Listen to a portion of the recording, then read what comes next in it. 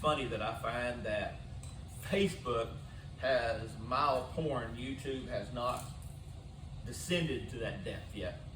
And so I'll sit there and I have this fear that I'll see. And last night it was like I was reading, and then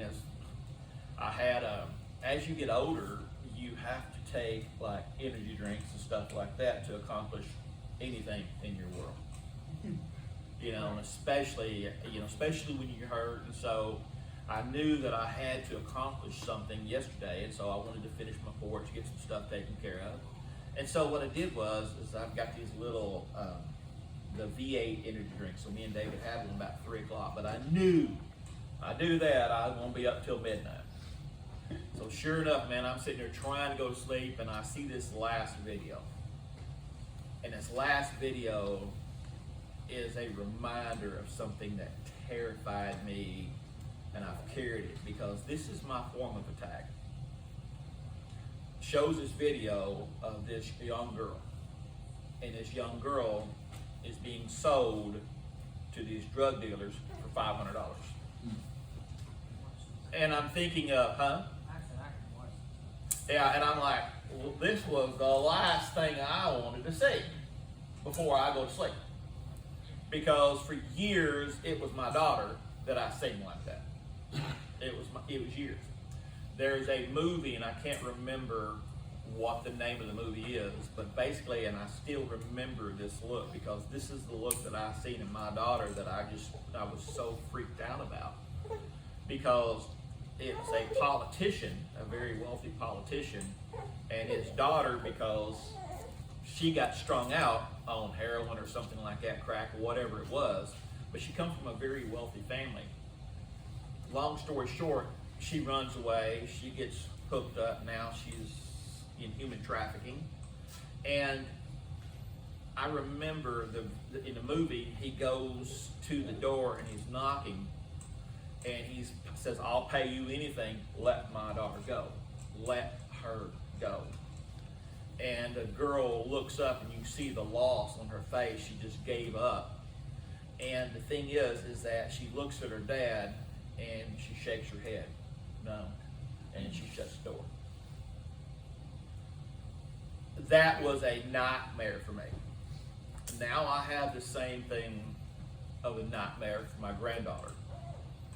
I see the temptations. I see how easy it is for our kids to be taken away from us. Our kids have already been taken away from us because we gave them away. We don't see our kids anymore. Our kids don't talk to us. We don't talk to our kids. Our kids don't talk to us. And we are at a crisis point. I remember the first time I really seen video games and I really started to understand video games. Axon, when you're playing a video game, how many things do you kill or destroy? Depends what video game. If we're talking about like a Lego game, we're talking about Like GTA. I don't know, just say But is it pretty prevalent? In other words, is it? Yeah. What does that do? Like, okay, the one that really struck me and was really a thing was Grand Theft Auto. What did that teach, David? Pick up hookers? No, Yeah. seriously. I mean, you just do whatever you want. Anything. You can do whatever you want. My grandchildren said something the other day. Blade and Zane was playing, and it caused me to almost have a heart attack. I listened to Blade and I listened to Zane and I listened to their conversations. As an example, Zane said something yesterday when he got off his motorcycle. You know what he said? Just got back from Walmart. Well, what does that tell me? What does his kid see? His kids see the Walmart trip. His kids know that I just got back from Walmart. Blade and him was wrestling. And Blade looked at Zane, and you know what Blade said? Now go kill your family. Where did he hear that? But he said, and I said, Blade, what did you just say? He said, I didn't say anything, we're just playing a game. Again, children as they're playing games, they reveal. But see, the thing is that there's this thing going on, and yet what are we going to do? We can't do anything about it, and we won't do anything about it because we're so busy in our own world. The thing is that America is broke. Our world is broke. When are we going to become aware of it? When are we going to do it? The thing is that I was talking to a person the other day, and I thought about this morning. If people would justify why going to church, if people would justify why going to church is so important as much as they justify why it's okay to miss, would their world change? Have you think about this thing? When a person doesn't go to church, what do they instantly justify? They have their reasons. They have their justifications. I have my justifications when I want to miss church. And again, I have zero problem if a family decides, hey, we're going to go on vacation, because honestly, our world is so messed up. We've got it set up to where Monday through Fridays, if not Monday through Saturdays, our family life is so involved, and we're just trying to make it. You got parents out there working all kinds of hours. You got all kinds of demands on the time. Where do we steal time from to go spend time with family? If you want 2 days off, I have 1 day off. Well, actually, I come on that. But when I work, I had 1 day off. The thing is that when you have 1 day off, it's Saturday. What happens on Saturday? Somebody has plans for you. So then where is your day off? Where is your day off? Where is your day that you've got just to relax, to do family? You know, that's why God, even when he set things up, did you notice that God said on the seventh day you shall what? Rest. We got society mixed up where on the sixth and seventh day we rest. Well, again, here's the point. I have no problem with it. Where I start seeing the slippage at is when you're gone 2 to 3 to 4 Sundays a month. And again, hear me out. Your choice is your choice. All I can tell you is that when we start understanding why is church, he says, forsake not the assembling together. And even more so as you see the day approaching. Guys, the day is approaching. When my children, my grandchildren are playing, and I hear a phrase, now go kill your family. This came from the same child who wanted his role model that he liked was whom? Pennywise. What is Pennywise, David? Huh? And the thing is that where does it break down at? I tell you, the thing is that I ask this question, where does it start? Because honestly, welcome to Battlefield Earth. Have you ever really contemplated what the essence of Earth is? Earth is a battlefield, but Earth is a proving ground of the faithful. This is where, if you figure the Earth as a filter, and what happens to it is that we have to pass through this filter to get to the next understanding. The next understanding has been related to as a network. Within this network, if you figure a network is basically this. It is a network of consciousnesses that are all interlapped and are all, because again, he says the kingdom of heaven is what? Within inside of you, right? He says it's of the heart, it's of the soul. The thing is that heaven is going to be like this. There's going to be bodies, but we have an understanding of this new body that we're going to have. we form this image that it's going to look like this body. Nothing personal. If I've got to go to heaven with a body that looks and feels like this body, nothing personal. I don't want eternity like this. I'm tired of hurting. I'm ready to trade this thing in. But they have to use symbolism that teaches you something that you can put your mind around. We want to walk along the streets of gold. We have all these little symbolisms that we've used to describe something that we can't understand. But what we can understand is where we're at. Where we're at is a battleground. The war is waged over what? Axton, what is the war on the battleground worth? In other words, what is the ultimate fight? Two entities. It's a war. Good versus good and evil. Satan is the identity of evil. God is the identity of good. You have this awareness. So the question is that where does it start? In other words, where does all of this start? Does God have a plan? How is it laid out? Let's start here. Let's go to Luke 2, 41 through 52.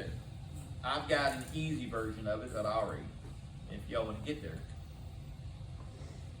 It tells an easy story, but yet it has something that is kind of profound. One of the things that I want to point you out at, because it brings up a truth, but the problem is, AJ, it reveals a higher truth. It reveals a higher mystery. This is a mystery that's worth exploring. Does somebody know the Jewish age of accountability? 13. Huh? 13. For girls, I don't know. it is 12. That's when they have their thing. For boys, it is 13. Okay? It's really funny because I was reading about it this morning and it talked about how Adam and Eve were formed differently. And what time, because Adam was already alive when God pulled the rib, however you want to talk about the cloning process, however you want to label it, I don't really care. But the point is that he was older when she was created. So there's a whole mystery within this. So 13 for boys of spiritual maturity, spiritual accountability, 12 for girls. The problem is this. I believe that there's a mystery there. Every year, Jesus' parents went to Jerusalem for the festival of the Passover. They went to church. When he was 12 years old, they went up to the festival according to the custom. After the festival was over, while the parents were returning home, the boy Jesus stayed behind in Jerusalem, but they were unaware of it. Thinking he was in their company, they traveled on for a day.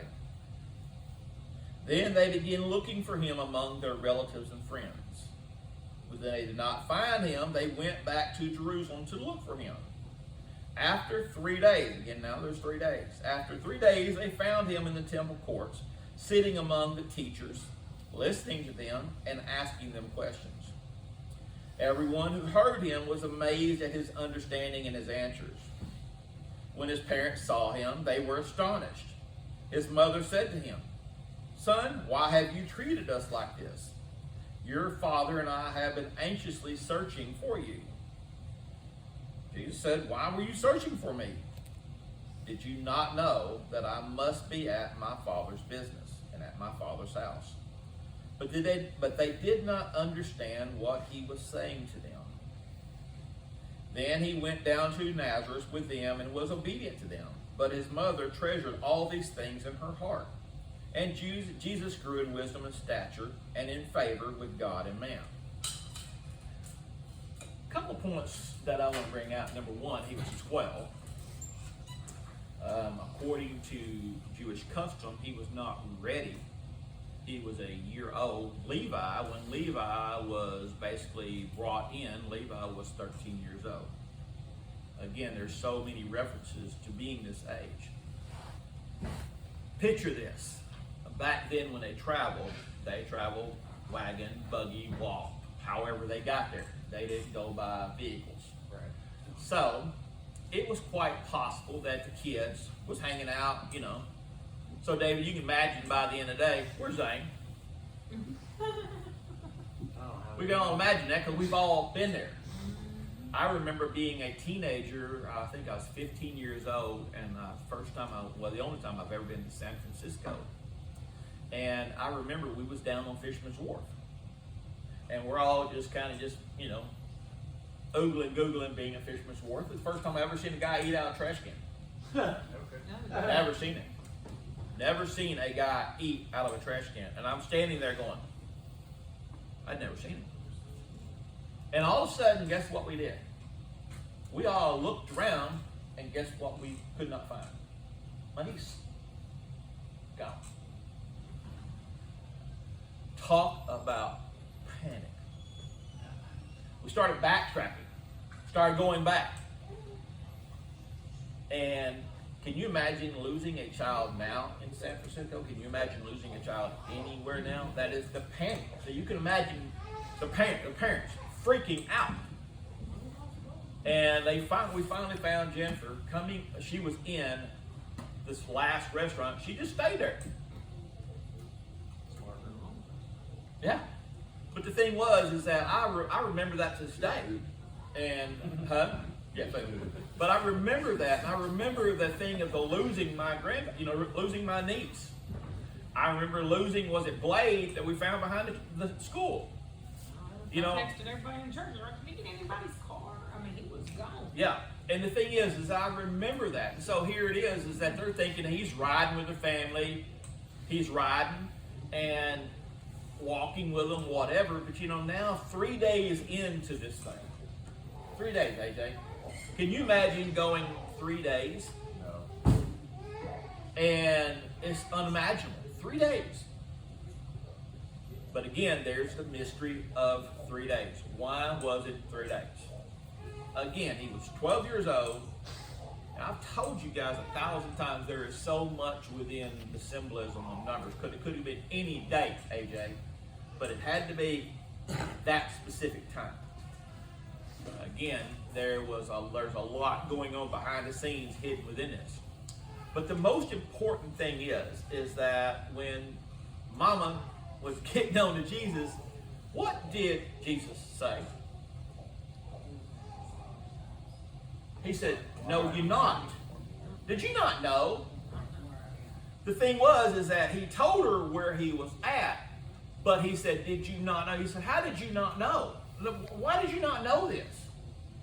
The thing is that you ask yourself, where does all this start at? We've been sold the lie that it starts at home, that it